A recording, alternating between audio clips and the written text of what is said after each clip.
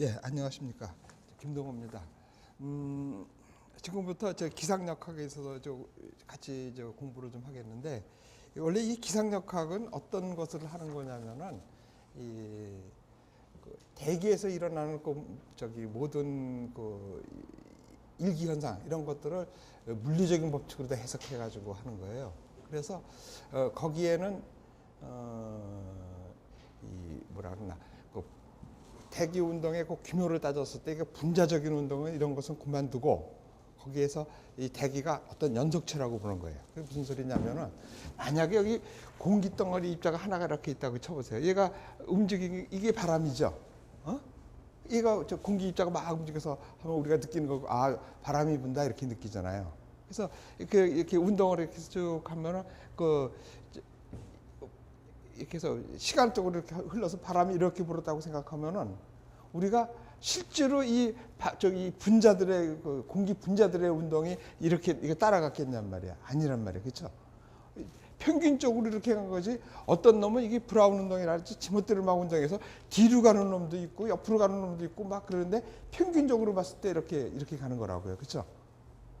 평균적으로 봤을 때. 그러니까는 우리가 다루는 유체에서는 그 공기의 이 분자적인 거 요거는 제외하고 이 대기가 입자들이 대기 연속체라고 해가지고 이렇게 흐름을 갖고 있구나 가지고 해서 그걸 갖고 연구하는 거예요. 그렇지 않으면은 연구가 되지가 않는 거예요. 왜냐하면은 우리가 지금 어떤 물체가 여기 있다가 뭐 이쪽으로 갔다 그러면은 여기 시계하나고 여기 있던 위치하고 해서 만약 이렇게 움직였다고 궤적을 이렇게 그렸다 그러면은 여기서의 그 순간 변화율을 가지면은, 그쵸? 순간 변화율을 가지고는 거기다가 이제 구하면은, 그러니까 여기 무슨 얘가 이쪽으로 서로 하면 라운드 U에 뭐 라운드 X 방향만 문다고 치면, 그렇죠? 그 여기서 요 순간 변화율을 알면 이게 결과적으로 말하면 이거죠.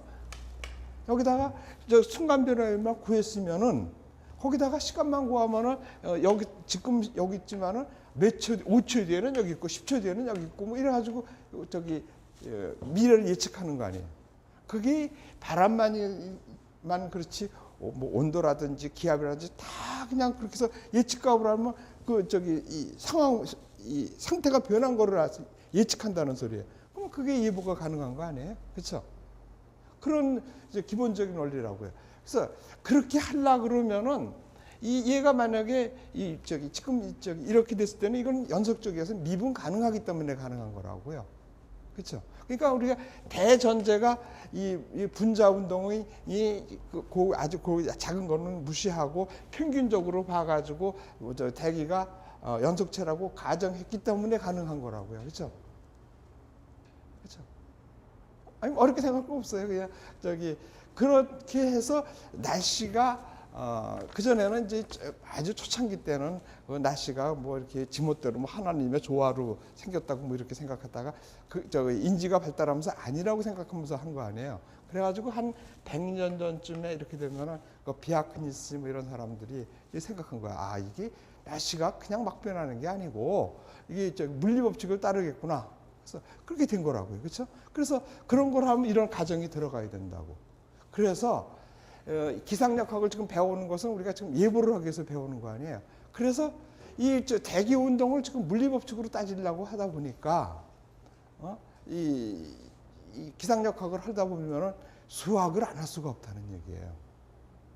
그러니까 수학 이거 하기 싫지, 어렵고, 그렇죠?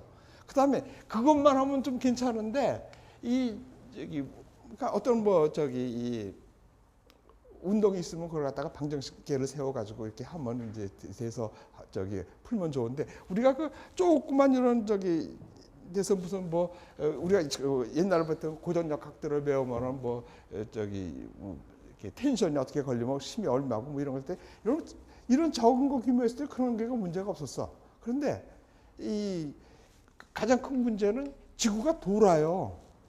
그래서 회전을 해가지고 회전을 하는 바람에 다른 심이 생기고 있다고요. 또 그 다음에는 또 뭐냐면은 그래서 이 좌표계라는 걸 또 생각해야 된다고요. 좌표계. 가만히 있는 것이 아니고 이 자체가 움직이고 있으니까는 운동이 다르게 변하고 있다고요. 그래서 이것도 생각해야 돼. 그래서 좌표계 문제가 또 생기고 있고. 또 그 다음에는 지구가 이게 평평하면 이게 딱 좋은데 이게 구면이에요. 그래서 같은 힘도 여기 있을 때하고 여기 있을 때하고 말하면 중력이라도 이게 틀리다고요. 그래서 뭐 이 또 구면인 것도 생각해야 되고 아주 복잡해지고 있다고요. 그래서 이 지금 역학을 딱 배우려고 이렇게 시작하면은 이제 우리가 지금 나와 있는 책들 보면은 특히 뭐 우리가 이 역학에서 이 바이블처럼 여기고 있는 것이 그 미국의 워싱턴 대학의 홀튼 교수가 쓴 우리가 그걸 홀튼 역학이라고 해요. 뭐 대기 역학이라는 그 책이 있는데 그 책을 보면 전부 운동을 갖다 그래서 뭐를 했냐면은 이 좌표계 문제 이런 것들 때문에 벡터거든요. 전부 벡터로다가 해석해 놨단 말이야. 그래서 이 책을 보기가 힘들어. 왜 벡터를 쓰냐면은 이 운동을 스칼라적으로 하면은 복잡해져 쉽지만은 식이 복잡해져. 근데 벡터를 쓰면 간단해지고 있다고요. 그런 것은 뭐냐면은 우리가 지금 이게 첫 시간이라서 좀 시간이 길어지는데 이런 배경을 알고 해야 되니까 좀 들어두는 게 좀 좋을 것 같아요. 자, 뭐냐면은 우리가 지금 국민학교 때부터 중학교, 고등학교 때 이렇게 다니면서 이제 산수에서 수학을 이렇게 배워가면서 그 변화를 보면은 초등학교 때 이때는 뭐라 그러나 구구단을 모르면 국민학교 인생 끝난 거예요. 그렇죠? 국민학교 다닐 때 구구단 못 되면 그 인생 끝난 거고 중학교 딱 들어오면 인수분해 못하면 끝난 거고 이제 고등학교 들어오면 미적을 못하면 끝나는 거라고요. 그렇게 하듯이 지금 여기서도 보면은 모든 책들을 이 벡터로다가 풀이되어 있고 그 다음에 이게 대학원쯤 들어가면 또 텐세라서 더 힘들어. 근데 이거는 이 무슨 소리냐면은 쉽게 하려고 그러는 거예요. 그러니까 우리가 만약에 2 곱하기 3은 6이다 그러면은 2, 3은 6 해서 이렇게 외가지고 보면은 이 원리를 보면 2 더하기 2 더하기 2 해서 3번 더하면 되는 거라고요. 그렇죠? 근데 이게 3개니까 그렇지 한 뭐 8단쯤 가가지고 뭐 9, 8, 7, 12 하면 이거 7번, 8번 더하기 이거 쉽지가 않다고요. 그래서 구구단을 쓰면 편한 거라고요. 이것도 이 벡터 같은 것도 마찬가지예요. 이거 벡터를 알면은 쉬워요, 문제가. 근데 이 벡터를 또 이해하기가 쉽지 않단 말이에요. 그래서 일반적으로 이렇게 기상역학들 책들을 이렇게 보시면은 앞에 보면은 벡터 해석이라 그래가지고 뭐 도트 프로젝트 뭐 크로스 프로젝트 해가지고 그것만 또 정리해 이거를 해야지 이 책을 볼 수 있다 이렇게 써 있단 말이야. 그거 쉽지가 않고 이런 벡터도 여러분들이 이과 출신이 반드시 있지 않고 이 강좌가 원래 기상을 전공하지 않은 문과 출신들을 위해서 개설된 강의고 한데 거기를 보시면은 우리가 대학교 다닐 때 이거 벡터 해석을 갖다 이거 벌써 한 학기짜리를 들어야 되는 거라고요. 그렇다고 해서 이거 한 학기 또 듣고 시작할 수는 없는 거라고. 그래서 이 처음에는 이거 해석할 우리가 이 공부를 하면서 이거 벡터를 처음에 막 오늘부터 한 몇 번만 대충 그런 거 이런 거 있다는 거 얘기하고서 그다음부터는 안 할 거예요. 왜냐면 이거 벡터 하다 보면은 시간 다 끝나고 그렇게 필요하지가 않다는 얘기야. 왜 그러냐면 우리가 어려운 게 아니라고 8단 9단 얘기가 아니고 2단 3단 얘기만 나와 있어. 그게 무슨 소리냐면은 기상학의 과목이 많잖아요. 우리 옛날에 기상청에서 사무가 5급 진급할 때 시험 과목을 보면은 이제 거기에 뭐 관측도 있고 뭐 예보도 있고 뭐 가지고 하다못해 그때는 농업 기상이 있어가지고 생물까지도 과목에 있었어요. 거기서 뭐 2과목을 선택하라 그랬거든. 그러니까 기상역학 이건 어려우니까 사람들이 안 해요. 그러니까 어떻게 되겠어요? 난이도 조정을 하잖아. 문제가 쉽다고. 그러니까 어려울 게 없다고. 이 기상역학 이거 오히려 선택을 잘하신 거라고. 문제가 쉽게 나와요. 그러니까 아까 얘기했듯이 이거 8단 9단 문제 얘기 안 나온다고. 2단 3단 이거는 우리가 9단 몰라도 어떻게 돼? 3번 더 하면 되잖아. 그 식으로 이거 하겠다는 소리예요. 그러니까 벡터를 몰라도 풀 수 있게끔 하고 지금 오늘부터 몇 번만 그런 얘기 좀 하겠어요. 왜 벡터를 써야 되느냐? 그거 필요 없고 그다음에 우리가 여기서 지금 문제 풀고 그러는 것은 뭐예요? 사지선다죠. 이론을 갖다가 쭉 해가지고 뭐 원리라고 증명하라 이런 문제 안 나온다고. 4개 중에 하나 고르는 거라고요. 그래서 여기서 많은 수식들이 나오고 뭐 이러는데 그 정리 같은 게 나오고 뭐 그러는데 그거 일일이 다 할 필요 없다고요. 내가 첫 시간에 한 번만 나오고 해서 아 이런 개념으로 푸는구나 하고서는 그 다음에 그 결과식을 외우는 방법을 배워야 되는 거야. 그렇죠? 그래서 그거 가지고 다 적용하면 돼요. 그래서 이 처음부터 기상역학이 어렵구나 해가지고 선택 안 하고 하지 마시고 오히려 점수 따기가 좋다 이렇게 생각하시면 되는 거예요. 그래서 지금부터 한 몇 시간 정도는 아마 이렇게 진도가 좀 늦고 좀 지루할지도 모르고 아니면은 뭐 판서가 많아질지도 모르겠어요. 왜냐하면 지금 이 기상역학 말고 이 일반 기상학에서 운동학 할 때는 그거 안 하고 다 했었어요. 근데 지금 그래도 명색이 기상역학 과목이니까는 원리 같은 건 해야 되지 않겠나 해서 조금 해야 되겠거든요. 그래서 한번 해보고 뭐 괜찮으면은 조금 더 왜냐하면 이렇게 해서 해두면은 여러분이 지금 뭐 앞으로도 계속 공부해야 될 거 아니에요. 그 역학이 뭐 고등역학도 있고 더 나가서 수치해부에 할 때 쓰기도 하고 뭐 이러니까 필요는 해요. 그러니까는 그래서 여기서 그냥 결과식만 갖고 막 해서 여러 번 막 하고 뭐 이러면은 그런 거 할 때 이해가 편해요. 그래서 여러분이 이제 전공을 이제 이거 취미가 맞으면 이제 전공을 하게 돼서 대학원 과정에 들어가고 또 박사 과정에 들어가면 이런 것이 지금 여기서 들었던 것이 기본이 될 거라 이런 거예요. 그렇죠? 그래서 이런 거를 가지고 한번 시작해 봅시다. 그래서 첫 페이지를 보시면은 기상 여기서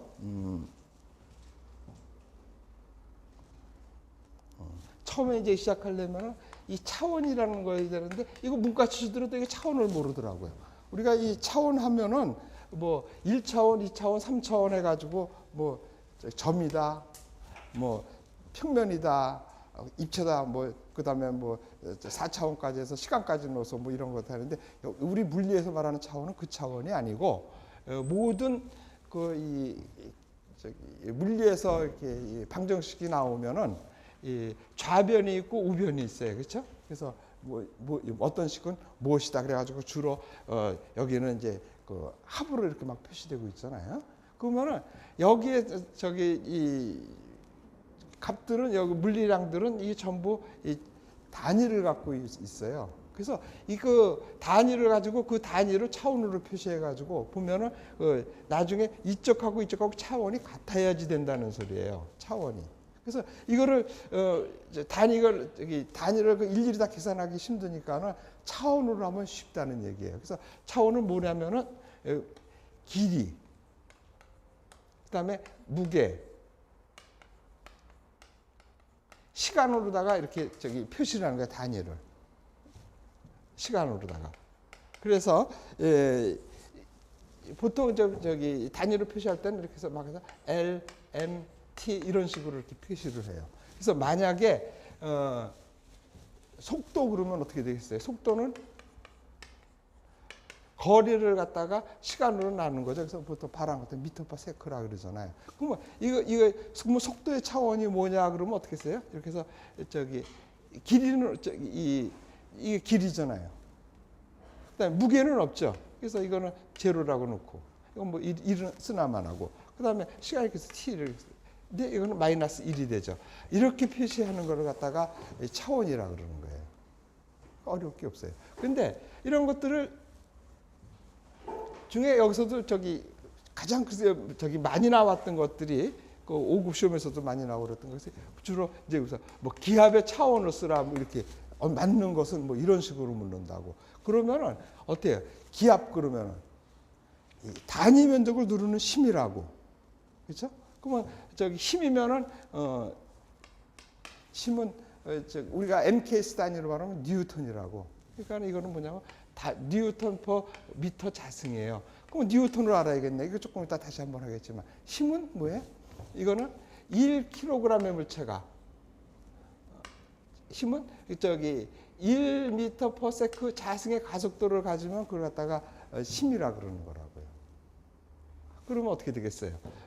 킬로그램, 미터, 그래서 여기서 되면 요것만 갖고 우선 써보죠. 그러면 여기서 LMT라 그랬으면 여기서 킬로그램 이거는 M이고 그렇죠? 그다음에 M에 있고 T가 마이너스 1인데다가 여기다가 어떻게 되겠어요? 여기가 마이너스 2가 또 들어갔죠. 그러면 여기 마이너스 2니까 이거 마이너스 1이 되겠죠. 그래서 이렇게 해서 기압의 차원 뭐 이렇게 해서 쓰는 거예요. 그러니까 단위를 알면은 되는 거예요. 그래서 어떤 식이 뭐 이렇게 해서 무슨 식의 뭐 이렇게 합이라든지 뭐 많을 수도 있잖아요. 그러면 이쪽의 차원하고 이쪽의 차원이 궁극적으로 같아져야 된다는 소리예요. 틀리면 그 식이 틀렸다는 얘기예요. 차원이 같아야 돼요. 그래서 저기 어떤 식이 있을 때 간단하게 차원을 비교해 봐 가지고 구하라고 이렇게 식이 맞는지 틀리는지를 알아보고 하는 좋은 척도가 되는 거예요. 그래서 이거를 저기 차원이라고 그래요. 그래서 물리를 하면은 이 차원에 대해서는 좀 알아야 되는 거고 이런 거로 다 묻는 문제가 몇 번씩 나온 적이 있어요. 특히 제일 많이 나온 거 뭐 기압의 차원을 묻고 뭐 이러는 것들 뭐 맞는 것은 하면서 나왔거든요. 그러니까 그런 거 한번 알아보시고 자 그 다음에는 원래 이게 단위 먼저 했어야 되는 건데 그다음에 단위라는 게 있어요. 단위 유니트라 그러는데 이것은 원래 저기 이 단위에 대해서는 그 뭐 불란서에 있다 그러니까 세계 과학자들이 이렇게 모여서 그런 걸 해요. 그래서 기본이 되는 그 질량의 원기 또 뭐 길이의 원기 그래가지고 뭐 1kg는 뭐예요? 그러니까 사방 물을 사방 1m가 사방 10cm가 저기 뭐야 1kg 그래가지고 그렇게 정한 거고 또 지구 둘레에 뭐 몇 분의 몇 해가지고 1m 정하고 그러다가 그게 그래서 미터 원기라는 걸 만들어서 복원하고 이러고 있잖아요. 그래가지고 이 단위를 쓸 때는 조그만 거 했을 때는 CGS 단위를 이렇게 쓰는 거예요. 그러니까 이거는 뭐냐면 센티미터, 그램, 초 이렇게 쓰는 거고 그다음에 큰 단위를 쓸 때는 MKS 단위라 그래가지고 여기는 미터, 킬로그램, 초 이렇게 해서 쓰는 거고 여기에 대한 원기를 그 불란서에서 그 원기를 만들어서 제정하고 있고 이거를 가지고 단위를 만드는 거예요. 근데 그러면서 뭐를 쓰냐면 MKS 단위를 기본으로 해가지고 이걸 미터법이라 그래가지고 요거를 주로 해서 쓰는 그 미터법을 쓰고 있는 거라고요. 그래서 우리나라에는 옛날에 뭐 척관법이라 그래가지고 뭐 한돈, 뭐 고구마 살 때 한관, 두관 이러는 그 척관법을 그 5.16 혁명 나면서부터 뭐 세계화하면서 아주 쉽게 바꾼 나라 중에 하나야. 그렇죠? 그래서 또 그것도 있고 이 전기도 100볼트에서 220볼트로 이렇게 바꿔서 성공한 나라 중에 우리나라가 하나인데 그런 기본을 미터법을 쓴 거야. 요즘 그래서 소고기 살 때 뭐 500g 주세요, 뭐 그렇지 한 근 주세요, 두 근 주세요 하는 말이 쏙 들어갔단 말이야. 다 미터법을 쓰고 있는 거예요. 그렇죠? 근데 아직도 조금 남아가지고 아파트 같은 거 뭐 몇 평이니 뭐 이렇게도 몰고 한 대, 두 대 이런 얘기가 조금씩 남아 있지만은 아직도 지금은 다 MKS 단위로 쓰고 있는 거예요. 그래서 이걸 표준으로 쓰고 있는데 원래 기상에서도 이걸 쓰기로 했는데 강대국이라고 볼 수 있는 그 유럽하고 그 미국 같은 데서 뭐 온도는 원래는 도시를 쓰는 것이 맞는 거고 속도라고 미터 퍼 세컨인데 걔네들 뭐 피트 쓰고 또 속도 같은 건 미터 퍼 세컨가 아니라 로트 같은 것도 쓰기도 하고 그래서 걔네들이 많이 쓰니까 이걸 많이 기상에서도 몇 개씩 써주고 있어요. 그래서 여하간 단위는 MKS 단위를 기준으로 해가지고 미터법을 쓰는 것이 원칙으로 되어 있는 거예요. 그래서 길이는 미터, 거기서 센티미터, 밀리미터, 뭐 피트 뭐 이런 것들이 있고요. 그 다음에 시간에는 1년, 뭐 하루, 뭐서 초가 있고, 그 다음에 질량은 킬로그램, 톤, 뭐 근데 거기 뭐 파운드, 온스 같은 것도 있고 있어요. 그래서 이거 쓰는 것 때문에 우리 기상하는 사람들이 그걸 정한 거예요. 그래서 SI 유니트라 그래가지고 모여서 그거를 정했거든요. 그래가지고 어떻게 썼냐면은 이 길이는 미터가 기준이다. 그래서 지금 1페이지에 나와 있는 거 보세요. 그러니까 길이는 기본이 미터다. 그래서 단위는 M으로 쓰는 거예요. 이게 1m 이런 표시예요. 그 다음에 무게는 킬로그램을 쓰는 거예요. 그래서 킬로그램인데 이거 조심해서 쓰는 게 뭐냐면 이 킬로는 천이라는 뜻이 있어가지고 이걸 소문자로 쓰는 거예요, 원래. 그리고 그러니까 뭐 킬로미터도 마찬가지예요. 근데 뭐 특히 뭐 지하철 같은데 보면 막 이런 식, 이거 잘못된 거지. 이거는 과학적으로 쓴 게 아니야. 사회 통용적으로는 쓰는지 몰라도 원래는 이거 다 소문자로 써야 되는 게 맞는 거야. 그러니까 여기서는 시험에서는 이렇게 하면 틀렸다고 할 수도 있다는 소리예요. 그러니까 사회적으로는 써도. 그래서 이거 킬로그램, 그 다음에 그 시간은 초로 다 쓰는 거야. 세컨드에서 초에서 이걸 기본으로 쓰고 있는 거예요. 그 다음에 이 온도는 이 아까 했을 LMT에서 기본적인 것에는 안 들어가는 거예요. 근데 온도에 관한 것을 그냥 넣어서 이거는 도시를 기준으로 하는데 이거는 보다는 그리고 서양에서는 F를 쓰는데 과학적인 우리 연산이고 여기서는 켈빈 온도라 가지고 K를 쓰고 있어요. 그게 더 화학 같은데 이런 데서는 온도를 켈빈 온도로 쓰는 것이 편한 데가 많아요. 근데 큰 차이가 없는 게 뭐냐면 273.13인가 그 273만 더해주면 돼요. 그래서 큰 거 없고 요거 사이에는 같지는 않아요. 요거는 다시 좀 해야 돼요. 그래서 그리고 쓸 때 여기는 K를 도를 안 붙이는 거예요. 그래서 이 도하고 F하고의 관계를 어떻게 보면 되냐면은 온도계가 이렇게 있다고 쳐보세요. 그래서 여기가 0이 이렇게 있다고 그러고, 그러면 얘가 온도가 얼마냐면 C도라고 얘기하면 돼요. 이게 만약 이게 도 C라 그러고 이게 도 F라 그러면, 그렇죠? 그래가지고 얘는 어떻게 만든 거냐면은 물이 어느 온도를 0도로 하고 물이 끓는 온도를 100도로 해가지고 여기를 100등분한 거예요. 근데 얘는 어떻게 한 거냐면 0을 어디로 잡았냐면은 우리가 쉽게 구할 수 있는 게 한제라고 하는 거예요. 그러니까 간단하게 온도를 최대로 내릴 수 있는 게 뭐냐면 얼음에다 소금을 집어넣으면 온도가 확 내려가요. 그건 왜 그러냐면 우리 겨울철에 눈 많이 오면 염화칼슘 뿌리잖아요. 그거는 소금이나 그 한제를 뿌리면 온도가 확 내려가는 대신에 빨리 녹는 거지. 그렇죠? 그래서 그래서 온도를 쉽게 내릴 수 있는 온도가 거기를 0도라고 봤는데 거기를 보니까 그게 얼마냐면 한 32도에 예로 볼 때 32도에 해당하는 거예요. 그래가지고 여기서 여기까지를 그러면 여기가 212도쯤 되거든요. 32도 하면. 그래서 이 사이를 180등분한 거예요. 그러면 어떻게 되겠어요? 요 도면은 C도죠. 여기서부터 여기가는 C도죠. 그러면 여기서는 F라 그러면은 여기서부터 F니까는 여기서부터 F는 F-32래야 되죠. F-32. 그렇죠? 그래가지고 이 간격이 100이고 요 간격은 180이잖아. 그러면 이렇게 하면 되잖아요. 곱하면은 100에 F-32는 그럼 180C죠. 180C. 그러면은 얘를 C는 하는 게 편하겠네. 1을 나눠주면 되잖아. 이렇게 180. 이걸 또 일일이 나누고 있어요. 나는 필요 없죠. 9분의 5죠. 그러니까 9분의 5가 되는 거야. 이렇게 해서 이런 관계가 있으니까 이것도 왜 둬야 된다는 소리야. 이것도 물어볼 수가 있어요. 그러면은 이게 이 중에서 맞는 건 막 이렇게 해서 나오면은 여기다 뭐 플러스 해놓고 이걸로 뭐 이러면은 이거 이제 없어져 되겠죠, 그렇죠? 이렇게 해서 이거 찾기가 쉽지 않단 말이야. 그러니까 이럴 때는 한번 이렇게 해서 쓱 그려보면 금세에서 딱 맞는다고 보려는 겁니다. 그래서 F하고 C하고는 그런 관계가 있고 얘하고는 무슨 관계가 있냐면은 그러니까 K를 해야겠네. K는 C 도시 플러스 한 273쯤 하면 돼요. 그래서 이거를 켈빈 온도 또는 뭐 절대 온도 뭐 이렇게 얘기하는 거예요. 그래서 이렇게 쓰면 돼요. 그렇죠? 그 다음에 그래서 이제 이런 단위들이 나오면은 거기서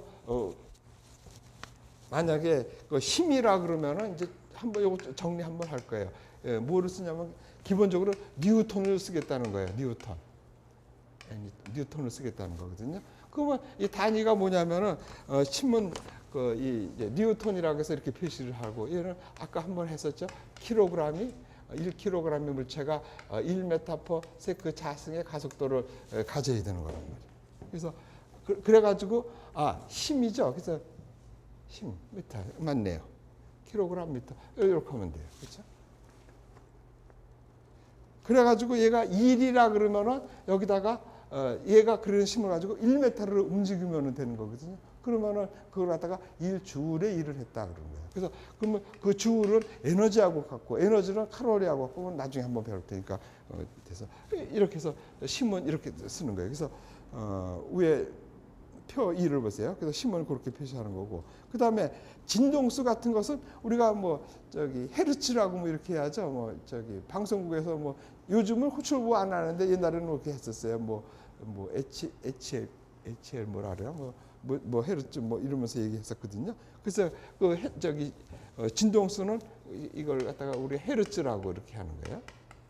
그래서 얘는 단위는 헤르츠 이렇게 해서 쓰면 돼요. 그래서 이거는 초당 몇 번 저기 진동했느냐 횟수거든요. 그러니까 초당 횟수니까는 초당 횟수. 그래서 이렇게 표시하는 거예요.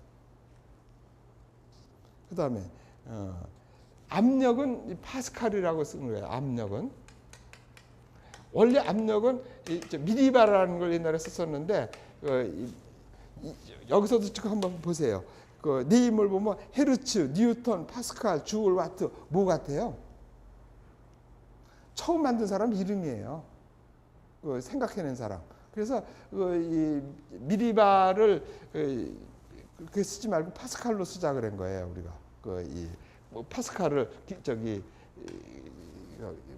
기리기 위해서. 그래서 미리바를 썼다가 이제 파스칼을 쓰거든요.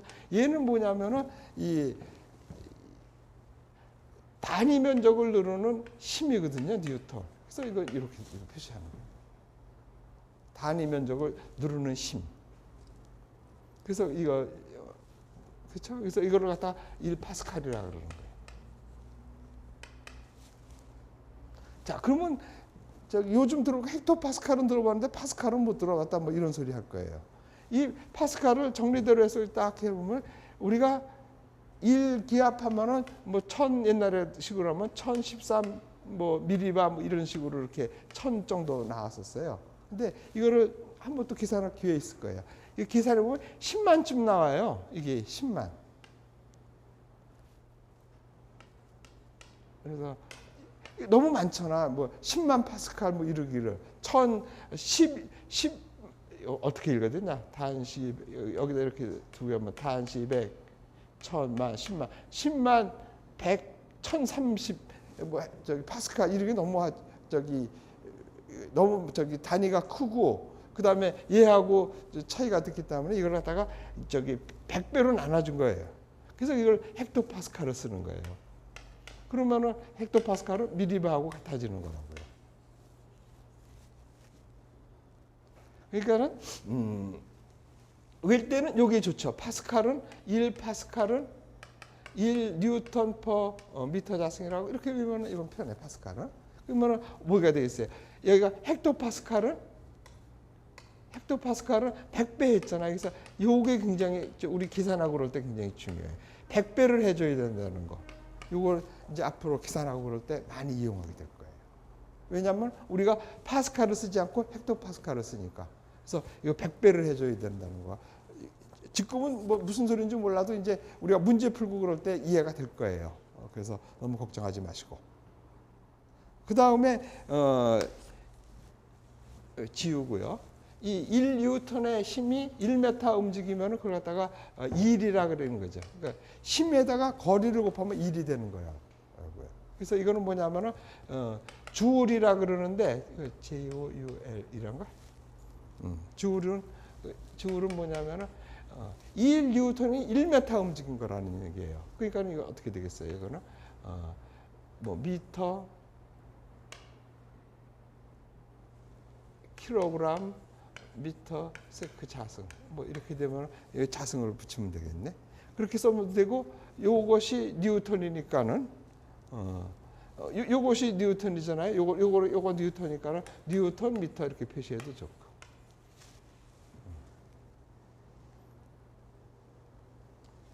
자, 그다음에는 그 일률이라고 그러는 건데 일률. 그러니까 이거 저기 일은 에너지하고 같은 거예요. 일할 수 있는 능력이 에너지니까. 그러니까 같은 거고. 그다음에 지금 저기 우리가 1kg의 물체를 가지고 1m/s의 가속도를 가지고 1m를 움직이는 것이 1이라 그랬는데 1m를 여기서부터 이렇게 1m를 움직이는 건데 어떤 사람은 이거를 1초 만에 이렇게 움직이는 사람이 있어요. 그렇죠? 근데 이거를 하루 종일 움직이는 사람은 있다고. 그걸 같이 볼 수는 없죠. 그러니까 이거를 얼마만큼 일했느냐고 봐가지고 그 일을 하는 걸 갖다가 시간으로 나눠준 거야. 그래서 이걸 주를 초로 나눠주면 그거를 일률이라고 해서 워트를 표시하는 거예요. 그래서 그게 일률이라고. 그래서 저기 파워, 그러니까 일률은 한 와트고 1와트는 주울 퍼 세크가 되는 거예요. 그렇죠? 그래서 이런 단위들을 우리가 이제 편의상 이제 쓰는 거라고. 이거는 뭐야? 이 안에 저기 LMT가 다 포함돼서 이게 단위로 쓰겠다는 소리예요. 그러니까 이 얘네들은 지금 여기서 보시면 눈치챘겠지만 뭐예요? 전부 LMT로 이어졌다는 소리예요. 구성이 돼 있다는 소리예요.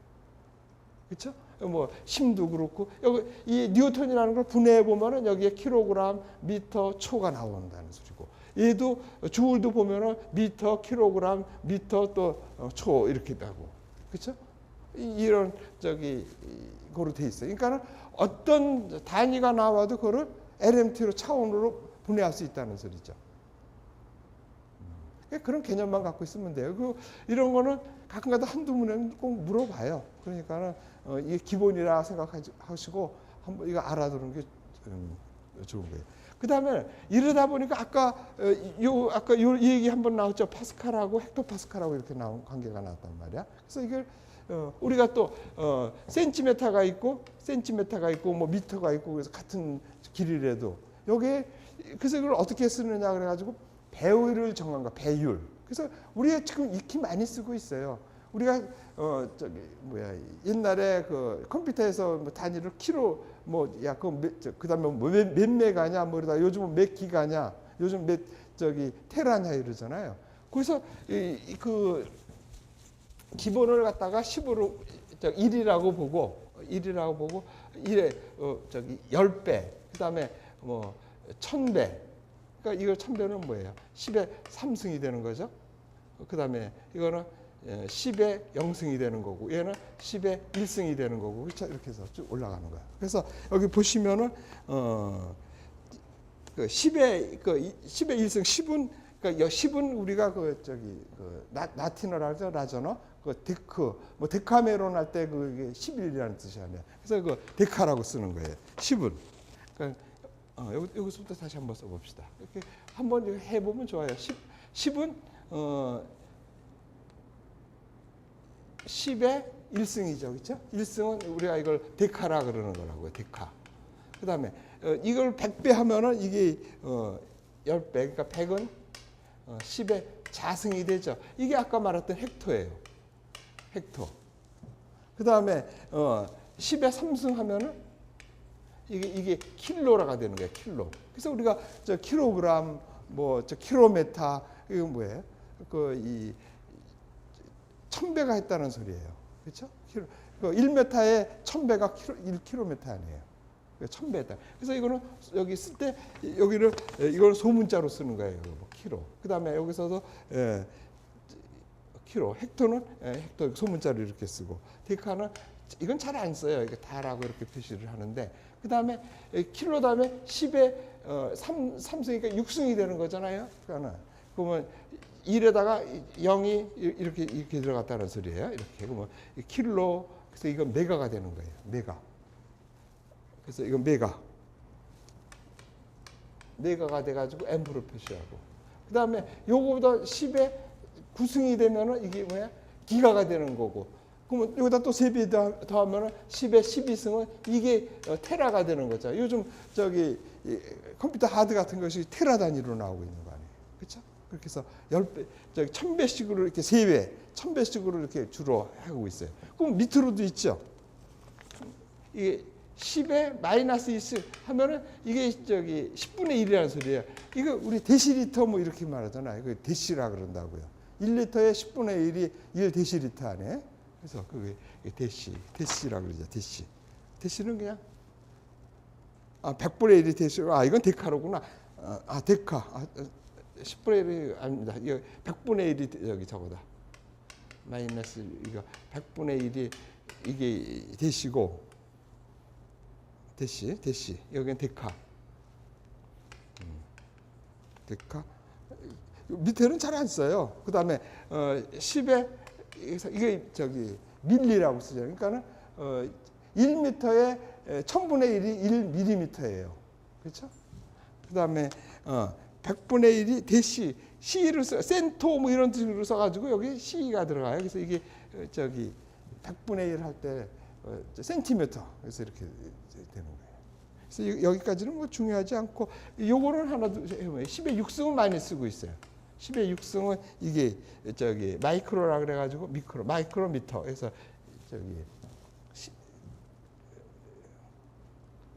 10의 마이너스 6승. 그래서 요거는 우리가 뭐 가시광선의 그 파장 같은 걸 할 때 중요한 거예요.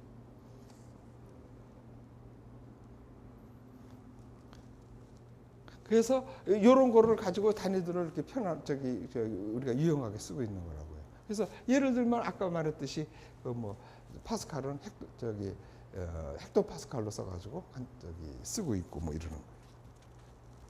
자, 그 다음에는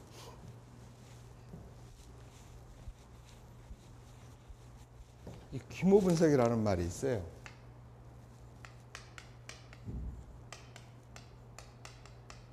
이 규모 분석이 엄청 중요한 건데 그걸 어떻게 설명을 하냐면은 그럼 이 규모 분석하고 회전하고를 한꺼번에 한번 생각해 봅시다. 뭐냐면은 자 여기 지금 회전판이 하나 이렇게 있다고 생각해요. 회전판이. 그래서 근데 있는데 지금 서 있어. 안 돌아. 근데 여기 지금 가운데에 아주 투실 출신이 있어가지고 공을 엄청 잘 던져. 그래가지고 이 사람이 딱 이렇게 해가지고 공을 딱 던지면 A에 가서 딱 맞아요. 아주 워낙 잘 던져서. 그래서 이럴 때는 뭐 문제가 없어요. 그러니까 회전을 안 하고 이럴 때는. 근데 어때요? 지구가 돌잖아요. 그래서 그 지구가 도는 거를 갖다가 이 회전으로 저기 한번 생각해 본 거예요. 그럼 어떻게 돼요? 이렇게 했을 때 여기 있는 사람이 공을 던진 거예요. 그런데 가는데 그동안에 회전판이 돈다고요. 이 공이 맞을 때쯤 되면 이 사람은 여기에 가 있는 거예요. 그렇죠? 그래가지고 맞긴 누가 맞아요? 애매하게 B가 맞는 거지. 공은 어떻게 해서 공 직선으로 갔어요. 그렇죠? 공 직선으로 갔고 이 사람은 여기가 있는 거예요. 근데 그게 지금 이게 돌았다고요. 그거는 왜 그래요?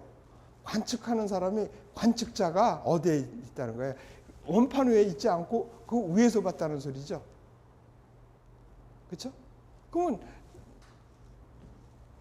그게 굉장히 중요한 거예요. 그러면 다시 뭐냐면 이렇게 보면 이제는 여기도 지금 돌아요. 얘도 지금 돌고 있어. 근데 관측자가 지금 어디냐면 여기 붙어 있어. 같이 회전판하고 같이 돌아요. 그러면 어떻게 되겠어요? 이 회전판에 있는 사람이 회전판이 돈다고 생각하나요? 안 생각한다고. 우리가 지금 도는 지구에 있으면서 지구 돈다고 생각하는 사람 한 사람도 없다고요. 그렇죠? 그러니까는 어떻게 돼? 얘가 쭉 가고 있으면은 얘는 자기는 안 움직였다고 생각하는 거라고요. 그러면 얘도 어떻게 돼? A가 여기 있고 얘가 B가 여기 있죠. 공은 어떻게 됐어요? 그러면 맞긴 누가 맞았어요? B가 맞았잖아요. 공이 그러면 처음에는 이 사람이 볼 때는 어떻게 공이 움직이냐면 처음에는 직선으로 가는 것 같다가 이렇게 해서 맞았다는 소리예요.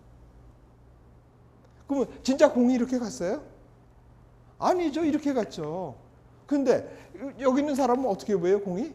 이렇게 가는 것처럼 보이잖아요. 그러면 지금 우리가 사는 사람이 우리 지구에 사는 사람이 모든 운동이 이렇게 배고 있다는 소리예요. 어떻게 해요? 운동 방향에 오른쪽으로 휘는 것처럼 다 배고 있다고요. 근데 이걸 갖다가 우주에서 이렇게 내려보면 그때는 말도 안 되는 얘기죠. 이렇게 되고 있는 거예요. 사람이 이렇게 해갖고 공은 바로 갔어요. 이해가 되는 거예요? 이게 굉장히 중요한 개념이에요. 이 개념이 있어야 돼. 그래서 이제 앞으로 배운 전압력 같은 거 이런 거 할 때 이런 개념이 들어야 되고, 자, 그 다음에 이제 규모 분석은 이래서 이제 이거를 보자고 한 것이 아니고 규모 분석이라는 건 뭐냐면은, 자, 여기 있을 때 다시 이쪽으로 좀 잘 그려야겠다. 이렇게 됐어요. 얘를 우리가 편의상 한 세 그룹으로 한번 나눠보자는 거야. 그러니까 요만큼 있을 때 하고 이만큼 있을 때 하고, 그렇죠? 그러면 자 여기 있을 때는 어때요? 지금 지구가 돌아가는 효과가 미쳐요? 가까울 때 잘 안 미친다고요. 쉽게 말하면 우리가 이거 곤충 쏘는 거라고 생각하자고. 이 앞에서 이거 곤충을 땅땅 쏘면 겨냥한 대로 맞죠? 그러니까 지구가 도는 효과 무시해도 된다는 소리야. 운동이 작으면은, 운동 규모가 작으면은, 그렇죠? 이해가 돼요? 근데 요 정도, 이거는 대포를 쏘는 거라고 생각해 보세요. 대포를 쏘면은 내가 저기다 딱 겨냥했는데 거기 안 맞고 조금 떨어져. 근데 그게 중요하죠. 그걸 갖다가 우리가 지금 뭐 바람이 움직이고 고저기압이 움직이고 이런 거를 보자는 거예요. 그걸 종관계라고. 그러니까 종관 운동이에요. 그러니까 종관 운동. 그리고 소규모 운동 중에서 가장 큰 것이 태풍이라고 보면 돼. 태풍보다 작은 거, 토네이도 뭐 이런 것들은 어떻게 했어요? 전압력이 적용을 안 한다는 소리야. 왜? 운동 규모가 작으니까. 그다음에는 이거는 뭐냐면 미사일을 쏘는 거야. 여기서 뭐 대륙간 그 탄도탄 미사일 쏘면은 탄도 계산 안 하면은 워싱턴에다 놓고 때릴 것이 뉴욕에가 떨어지고 막 이런다는 얘기야. 그렇죠? 그래서 뭐 사관학기에서 그 탄도학이니 뭐 해가지고 굉장히 중요하게. 그 전에 나폴레옹 전쟁 나고 뭐 대포 쏘고 그럴 때 그냥 조금 우주주면서 쏘고 그거 생각 안 했었다고. 그렇죠? 전쟁은 뭐 2차 대전, 1차 대전 때 이럴 때는. 근데 이제는 뭐 인공위성 쏘고 막 이럴 때는 전압력을 생각 안 할 수가 없는 거예요. 그래서 이런 거는 대규모 운동이야. 그러니까 계절풍 같은 거 이런 거 할 때는 이때는 뭐 전압력이 어마어마하게 중요하다는 거예요. 그렇죠? 자, 그러면은 무슨 운동이 운동이 일어나고 있다 그럴 때는 내가 관심 있는 운동에서 아주 작은 운동은 필요 없는 거는 소거하는 게 편하다고. 그렇죠? 그러니까 내가 지금 요 태풍 계산하고 있는데 여기서 전압력 집어넣으면 괜히 신경 복잡해지고 그 필요 없다는 얘기야. 그런 건 무시하자는 얘기야. 그런데 고저기압 움직이고 뭐 이럴 때 굉장히 중요해요. 우리가 직임평 제일 많이 들어봤잖아요. 그래서 이거는 기하급력하고 전압력의 크기가 같다고. 우리가 지금 살고 있는 데가 이런 거라고. 여기서 조금 차이가 나고 뭐 어느 게 조금 더 세고 더 세고. 그래서 이런 데서 일어나는 거 종관 운동이다. 또 아니면 이거 직윤적 운동이다. 그러니까 완전 직윤은 아니까 이거 진직윤 운동이다. 이렇게 하는 거라고요. 그러니까 우리가 여기서는 지금 우리가 역학을 전공 안 했으니까 그냥 그러니까 쉽게 얘기해가지고 뭐 준직윤 운동은 그냥 종관 운동이다 이렇게 생각하면 큰 어려움은 없다는 얘기야. 그렇죠? 그래서 이 규모 분석을 이래서 필요하다는 소리야. 규모 분석이 그래서 뭐예요? 어떤 우리가 여기서 필드라는 걸 쓰는데 장이라고 쓰는데, 그러니까는 어떤 운동이 있으면 거기서 한 가지 저것만 그러니까 뭐 기압에 관한 것만 뭐 기압이 다른 뭐 하고 심하고 뭐 연관돼서 운동을 하겠지만 거기서 기압만 이렇게 봐서 기압이 이 필드 안에서 장 안에서 그러니까 뭐 필드가 내가 생각하게 되는 거야. 종관 운동을 본다 그러면은 뭐 우리나라를 한 1000km 정도 되는 그런 기압장을 보는 거고, 아니면 우리가 소규모 운동을 보기 위해서 서울시내 같은 걸 보겠다 그러면 그 서울시만한 것이 기압 필드가 되는 거예요. 기압장이라고 보는 거예요. 그래서 그런 그 장에서의 운동의 크기를 살펴보는데 편하다는 얘기야. 이 규모 분석을 해보면서. 그러면 그쪽에서 그 장에서 여기에 기압이 1000헥토파스칼, 이쪽에서는 뭐 998헥토파스칼. 그래서 이런 변화폭이 요 안에서 벌어지는데 그 변화폭이 정해져 있다는 거죠. 그렇죠? 이거를 어느 정도로 벗어나지 못한다는 거야. 그러니까 요 사이가 있는데 여기서 뭐 보통 1000km에 한 10헥토파스칼 떨어져야 되는데 10헥토파스칼인데 100헥토파스칼 떨어졌다. 이건 이상기상이든지 뭐가 잘못됐든지 뭐 이렇다는 얘기죠. 그러니까 그래서 어떤 필드가 정해지면 거기에 특성값이라는 게 있는 거야. 그러니까 우리가 지금 하는 것은 관심 있는 부분은 이근자네. 그럼 여기서의 특성값이 뭐냐 그러면은 바람은 일초에 한 10m 정도 가야 되고 길이는 한 1000km쯤 돼야 되고 뭐 이런 특성값이 정해진다는 소리고, 그것들을 이제 우리가 거기에 대해서도 좀 배워야 되는 거예요. 그렇죠? 얘가 종관 운동이라면 그 안에서 변해야 되고 거기에 기준값이 있다는 거예요. 그걸 특성값이라고 봐도 돼요. 그래서 이거 하고 아니면은 이 크기가 아니면은 얘가 변하죠. 이것도 뭐 얘가 저기 기압이라 그래서 지금 여기가 저기 1000헥토파스칼 여기가 뭐 999헥토파스칼 이렇게 봐도 되지만은 얘가 시간적으로 보면 얘가 고기압이 이렇게 쭉 지나갔다고 치면은 처음에는 기압이 낮았다가 높았다가 다시 낮아지었다가 다시 높아지고 하는 이게 진동폭을 봐도 된다는 소리예요. 그래서 여기 보시면은 대규모 저기 대기 운동에서 이 뭐 전형적인 기대값을 추정하는데 거기에 보면은 장변수의 크기, 진동폭, 거기에 나오는 뭐 특성 규모, 특성 길이, 시간들이 이렇게 나타나 가지고 이런 거를 가지고 그 이제 방정식이 나왔으면 크기를 비교해 보고 거기서 필요 없는 운동은 제거할 수 있고 너무 큰 것도 필요 없거든요. 그래서 내가 필요한 것만 이렇게 해볼 수 있는 그 아주 유용한 적으로 쓰는 거예요. 그러니까 지금 이 개념을 조금 몰라도 좋아요. 조금 있으면 이제 다시 이렇게 쭉 나오면은 수치 예보 같은 거 할 때 나오거든요. 그러면 거기서 분모 분석하고 그러는 얘기가 또 나오니까 그런 거 있구나만 알고 계세요. 우선은 여기까지만 하죠. 그러니까 처음 시간이니까 좀 저기 뭐라 그러나 너무 지리하다 이런 생각도 저기 들겠지만은 이렇게 기본을 좀 알아두고 시작하는 게 좋아요. 네, 여기까지만.